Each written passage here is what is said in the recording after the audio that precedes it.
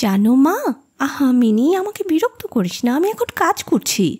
আচ্ছা, বাবাও কাজ করে, তুমিও কাজ করো, কার কাজ বেশি? বাবার এখন কাজ নেই, যা বাবাকে গিয়ে বিরক্ত কর। আমার 5 বছরের ছোট্ট মেয়ে মিনি এক মুহূর্তও কথা না বলে থাকতে পারে না। পৃথিবীতে জন্ম নেওয়ার পর ভাষা শেখার জন্য সে মাত্র 1 বছর সময় ব্যয় করেছিল। তারপর থেকে সে যতক্ষণ জেগে থাকে ততক্ষণ একটু চুপ করে থাকে না। তার মা মাঝে মাঝে ধমক দিয়ে তাকে চুপ করিয়ে দেয়, কিন্তু আমি তার বাবা সেটা পারি না। মিনি যদি কিছুক্ষণ চুপ করে থাকে তাহলে তাকে এত অস্বাভাবিক লাগে যে আমার সহ্য হয় না। এ কারণেই আমার সঙ্গে তার কথোপকথন খুব উৎসাহের সাথে চলে। সকালবেলায় আমি আমার নোভেলের সপ্তদশ অধ্যায়ের কাজ শুরু করেছি। এমন সময় মিনি এসে বলতে শুরু করলো, জানো বাবা, রামদয়াল দারোয়ান না কিচ্ছু জানে না। ও জানো কাককে বলে কাউয়া। ও কি বোকা না, কিচ্ছু জানে না। আমি আজকে পৃথিবীর ভাষা বৈচিত্র্য সম্পর্কে তাকে কিছু শিক্ষা দিব ভাবলাম। বললাম, মিনি, আসলে আমরা যাকে কাক বলি। শুরু করিনি, এর মধ্যেই সে দ্বিতীয় প্রসঙ্গে চলে গেল। জানো বাবা, ভোলা বলছিল আকাশে হাতি সুর দিয়ে জল ফেলে, তাই বৃষ্টি হয়। ভোলা এত মিথ্যা কথা বলে। এই ব্যাপারে আমার মতামতের জন্য কিছুমাত্র অপেক্ষা না করে মিনি হঠাৎ প্রশ্ন করে বসলো, আচ্ছা বাবা, মা তোমার কে হয়? মনে মনে বললাম শ্যালিকা, কিন্তু মুখে বললাম, মিনি তুমি ভোলার সঙ্গে গিয়ে খেলা করো, আমার এখন কাজ আছে। সে তখন আমার লেখার টেবিলের পাশে বসে তার হাঁটু ও হাত নিয়ে দ্রুত উচ্চারণে আগডুম বাগডুম খেলতে শুরু করলো। আমার সপ্তদশ পরিচ্ছেদের প্রতাপ সিংহ তখন কাঞ্চনমালাকে সঙ্গে নিয়ে অন্ধকার রাত্রে কারাগারের উঁচু জানালা থেকে নিচের নদীর জলে ঝাঁপিয়ে পড়েছেন। আমার ঘরটা পথের একদম ধারে। হঠাৎ মিনি তার খেলা বন্ধ করে জানালার কাছে ছুটে গিয়ে চিৎকার করে ডাকতে লাগলো, কাবুলিওয়ালা, ও কাবুলিওয়ালা। ময়লা ঢিলা কাপড় পরা, মাথায় পাগড়ি, কাঁধে ঝুলি, হাতে 2-1টি আঙ্গুরের বাক্স নিয়ে এক লম্বা কাবুলিওয়ালা ধীরে ধীরে পথ দিয়ে হেঁটে যাচ্ছিল। তাকে দেখেই মিনির মনে কি ভাব জাগলো বলা মুশকিল। সে তাকে চিৎকার করে ডাকতে শুরু করলো। আমি ভাবলাম এখনই সেই ঝুলিতে করে কোনো আপদ এসে পড়বে, আমার আর সপ্তদশ পরিচ্ছেদ লেখা হবে না। কিন্তু কাবুলিওয়ালা যেই মুচকি হেসে মুখ ঘুরিয়ে আমাদের বাড়ির দিকে আসতে শুরু করলো, অমনি মিনি দৌড়ে ভেতরের ঘরে চলে গেল। আর তাকে দেখা গেল না। তার মনে এক ধরনের অন্ধবিশ্বাস ছিল যে ঝুলির মধ্যে খুঁজলে তার মতো 2-4 জন জীবন্ত শিশু পাওয়া যেতে পারে। এদিকে কাবুলিওয়ালা এসে হাসি মুখে আমাকে সেলাম করলো। আমি ভাবলাম, যদিও প্রতাপ সিংহ ও কাঞ্চনমালার অবস্থা খুবই সংকটজনক, তবু লোকটাকে ঘরে ডেকে কিছু না কেনাটা ঠিক হবে না। কিছু কেনাকাটা হলো, তারপর গল্প শুরু হলো। আব্দুর রহমান, রুশ, ইংরেজদের নিয়ে সীমান্ত রক্ষার নানা নীতি নিয়ে কথা চলল। শেষে উঠে যাওয়ার সময় সে জিজ্ঞাসা করলো, বাবু, তোমার লড়কি কোথায় গেল? আমি মিনির অমূলক ভয় দূর করতে তাকে ভেতর থেকে ডেকে আনলাম। সে আমার গা ঘেঁষে দাঁড়িয়ে রইল। কাবুলিওয়ালার মুখ ও ঝুলির দিকে সন্দেহ ভরে তাকিয়ে রইল। কাবুলিওয়ালা ঝুলি থেকে কিশমিশ, খেজুর বের করে দিতে চাইলে সে কিছুতেই নিল না, বরং আরও বেশি সন্দেহ নিয়ে আমার হাঁটুর কাছে গা লাগিয়ে দাঁড়িয়ে রইল। প্রথম পরিচয়টা এভাবেই হলো। কয়েকদিন পরে এক সকালে বাড়ি থেকে বের হতে গিয়ে দেখি আমার কন্যা মিনি দরজার কাছে বেঞ্চিতে বসে অনর্গল কথা বলছে এবং কাবুলিওয়ালা তার পায়ের কাছে বসে হাসি মুখে তা শুনছে। মাঝে মাঝে নিজের মতামত ভাঙা বাংলায় জানাচ্ছে। মিনির 5 বছরের জীবনে বাবার বাইরে এমন ধৈর্যশীল শ্রোতা সে পায়নি। আবার দেখি তার ছোট্ট আঁচল বাদাম কিশমিশে ভর্তি। আমি কাবুলিওয়ালাকে বললাম, ওকে এসব কেন দিলে? এমন আর দিও না। বলেই পকেট থেকে আধুলি বের করে তাকে দিলাম। কাবুলিওয়ালা বলল, তওবা তওবা, গুস্তাখি মাফ বাবু, আমি পয়সা নিতে পারবো না। আমি বললাম, না রহমত, তা হয় না, এ তোমার বিক্রির জিনিস, এভাবে দেয়া উচিত নয়, তুমি এটা রাখো। রহমত বড় অসংকোচে আধুলিটা তার ঝুলির ভেতর ঢুকালো। বাড়িতে ফিরে এসে দেখি সেই আধুলিকে ঘিরে বিশাল গোলযোগ। মিনির মা চকচকে গোলাকৃতি বস্তুটি হাতে নিয়ে মিনিকে ধমক দিয়ে জিজ্ঞাসা করছেন, তুই এই আধুলি কোথা থেকে পেলি? মিনি বলছে, কাবুলিওয়ালা দিয়েছে। তার মা বলছেন, কাবুলিওয়ালার কাছ থেকে তুই আধুলি কেন নিতে গেলি? মিনি কেঁদে ফেলার উপক্রম হয়ে বলল, আমি চাইনি, সে নিজেই দিয়েছে। আমি এসে মিনিকে তার আসন্ন বিপদ থেকে উদ্ধার করে বাইরে নিয়ে গেলাম। পরে খবর পেলাম মিনি ও কাবুলিওয়ালার এটাই প্রথম সাক্ষাৎ নয়। সে প্রায় প্রতিদিনই এসে পেস্তা বাদাম কিশমিশ দিয়ে মিনির ছোট্ট লোভী হৃদয় অনেকখানি জয় করে নিয়েছে। আমি দেখলাম এই দুই বন্ধুর মধ্যে কয়েকটি নির্দিষ্ট কথা ও ঠাট্টা চালু আছে। যেমন রহমতকে দেখা মাত্র মিনি হাসতে হাসতে জিজ্ঞেস করত, কাবুলিওয়ালা, ও কাবুলিওয়ালা, তোমার ওই ঝুলির মধ্যে কি আছে? রহমত মুচকি হেসে একটি অনাবশ্যক চন্দ্রবিন্দু জুড়ে উত্তর দিত, হাতি আছে, হামারা ঝুলি কা ভিতর হাতি আছে, অর্থাৎ তার ঝুলির ভিতর হাতি আছে। এই মিথ্যে কথা নিয়েই তাদের মধ্যে একরকম সরল হাস্যরস চলত। এটা হয়তো খুব সূক্ষ্ম রসিকতা নয়, কিন্তু তাদের দুজনের কাছেই তা ছিল আনন্দের উৎস। শরতের সকালে একজন পূর্ণবয়স্ক ও একজন শিশুর এমন নিষ্পাপ হাসি দেখে আমারও মন ভালো হয়ে যেত। তাদের মধ্যে আরেকটি কথোপকথন ছিল। রহমত মিনিকে বলতো, খুকি, তুমি শ্বশুর বাড়ি কখনো যাবে না? না, আমাদের বাড়িতে কিছুটা আধুনিকতা থাকার কারণে শিশুকন্যাকে শ্বশুর বাড়ি সম্পর্কে এখনো সচেতন করা হয়নি। তাই মিনির কাছে রহমতের এই প্রশ্নের অর্থ স্পষ্ট না হলেও কোনো প্রশ্নের জবাব না দিয়ে চুপ করে থাকা তার স্বভাব বিরুদ্ধ। সে পাল্টা জিজ্ঞেস করত, তুমি শ্বশুর বাড়ি যাবে? তখন রহমত তার কাল্পনিক শ্বশুরের দিকে বিরাট মুষ্টি উঁচিয়ে বলতো, আমি শ্বশুরকে মারব। এই কথা শুনে মিনি শ্বশুর নামক অজানা কোনো ব্যক্তির দুর্দশা কল্পনা করে খুব হাসত। এখন শুভ্র শরৎকাল। প্রাচীনকালে এই সময় রাজারা দিগ্বিজয়ে বের হতেন। আমি কখনো কলকাতা ছেড়ে কোথাও যাইনি, আর সেজন্যই হয়তো আমার মনটা সারাক্ষণ পৃথিবীর নানা প্রান্তে ঘুরে বেড়ায়। ঘরের কোণে বসেই যেন আমি চিরপ্রবাসী। বাইরের পৃথিবীর কথা ভাবলে মন কেমন করে।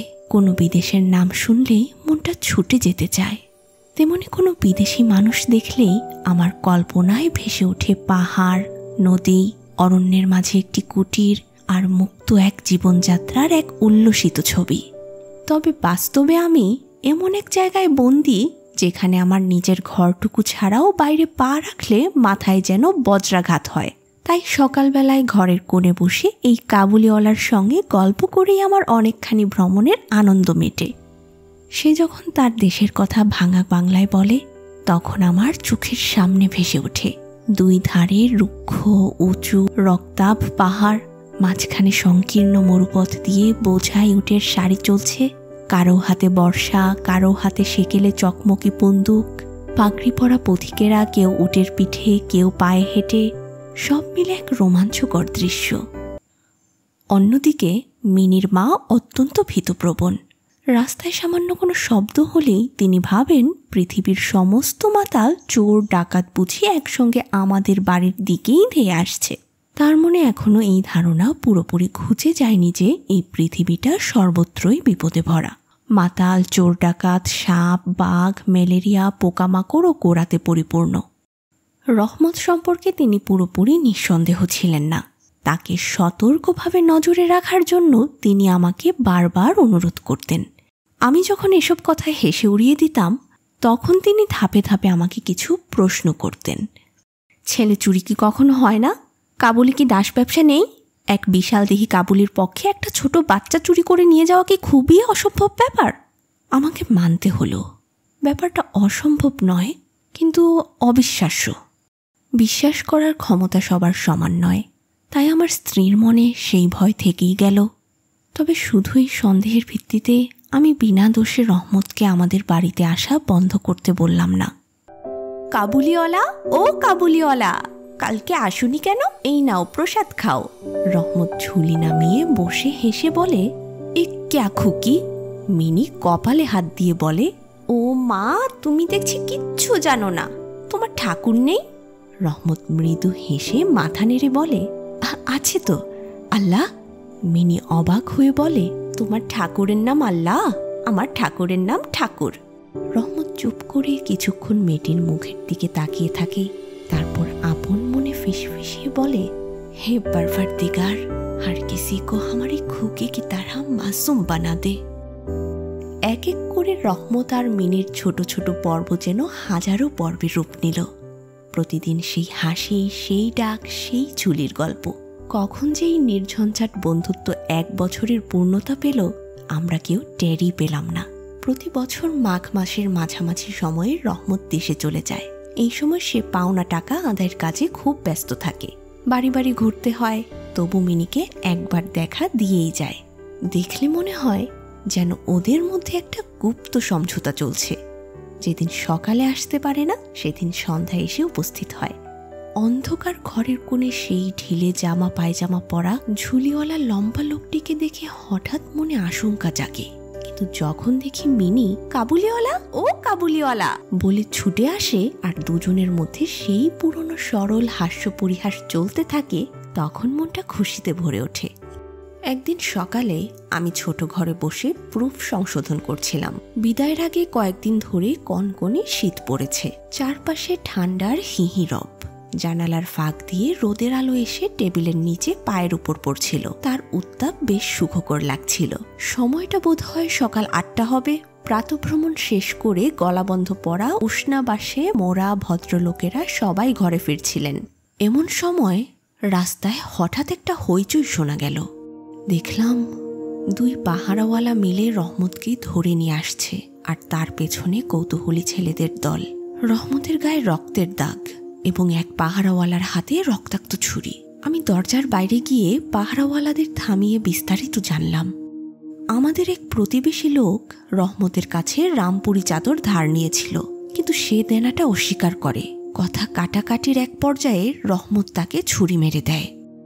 রহমত সেই লোকটিকে উদ্দেশ্য করে অশ্রাব্য গালাগালি দিচ্ছিল। এমন সময় কাবুলিওয়ালা, ও কাবুলিওয়ালা ডাকতে ডাকতে মিনি ঘর থেকে বেরিয়ে এলো। রহমতের মুখ মুহূর্তেই হাসিতে উজ্জ্বল হয়ে উঠল।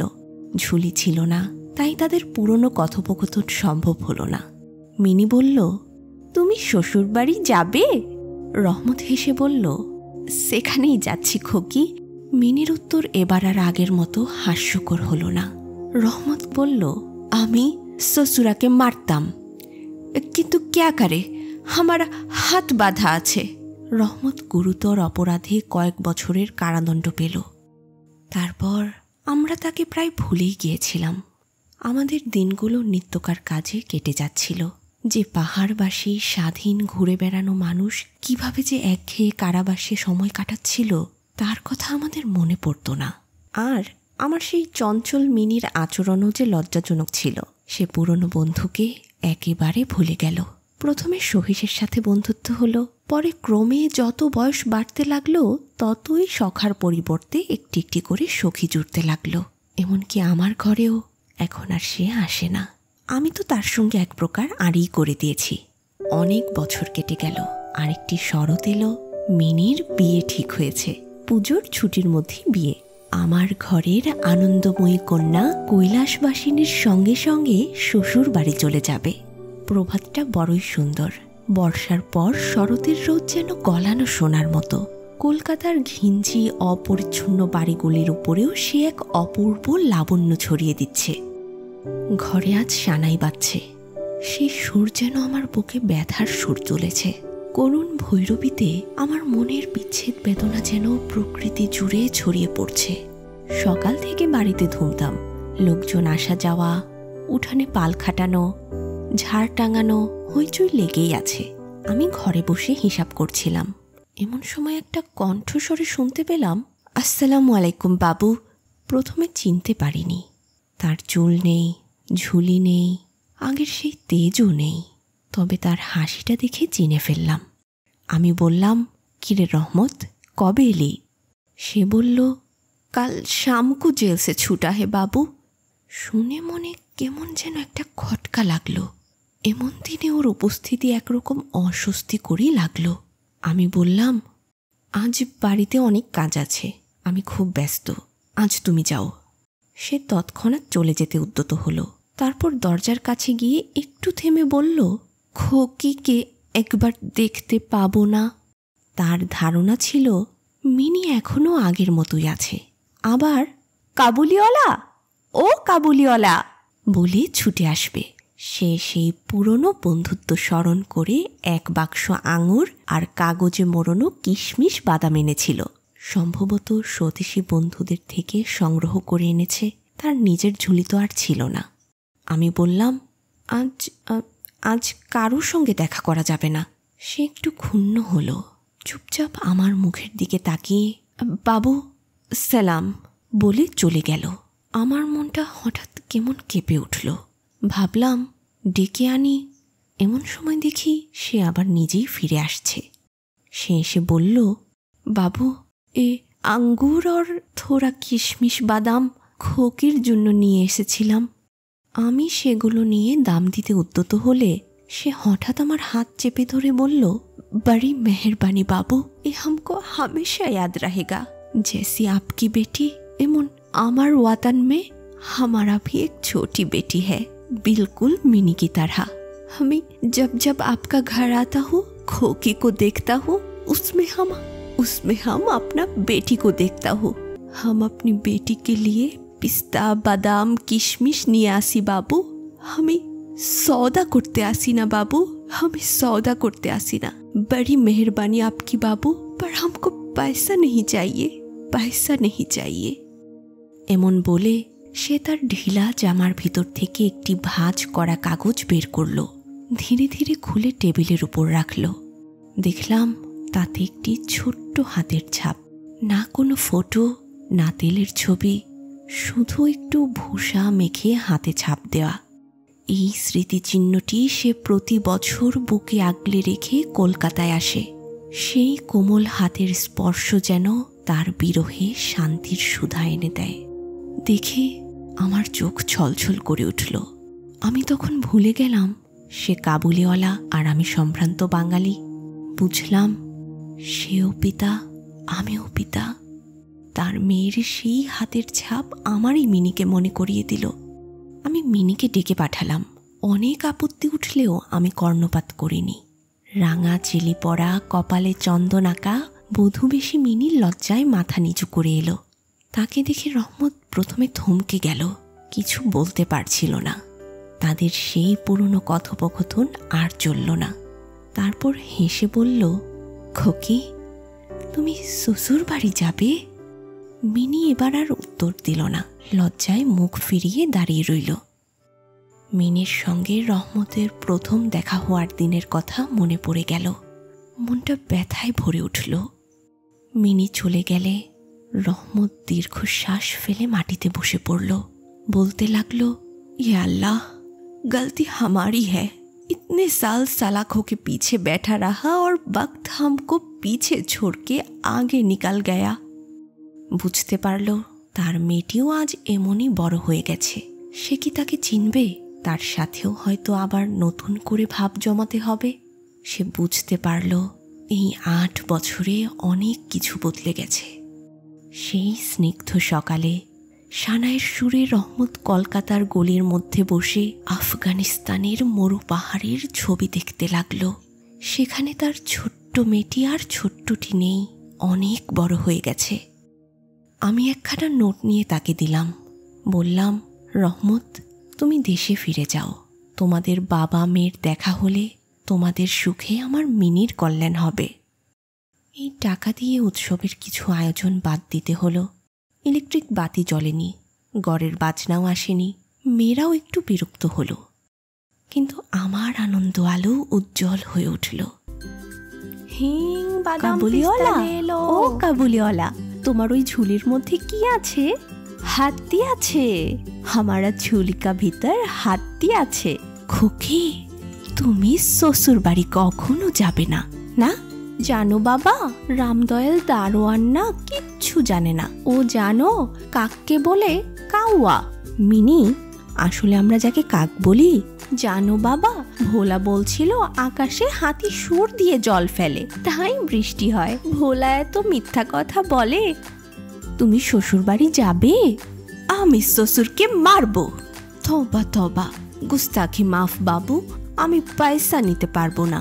ও মা, তুমি দেখছি কিচ্ছু জানো না। তোমার ঠাকুর নেই? আছে তো। আল্লাহ, তোমার ঠাকুরের নাম আল্লাহ? আমার ঠাকুরের নাম ঠাকুর। हे परवरदिगार, हर किसी को हमारी खूकी की तरह मासूम बना दे।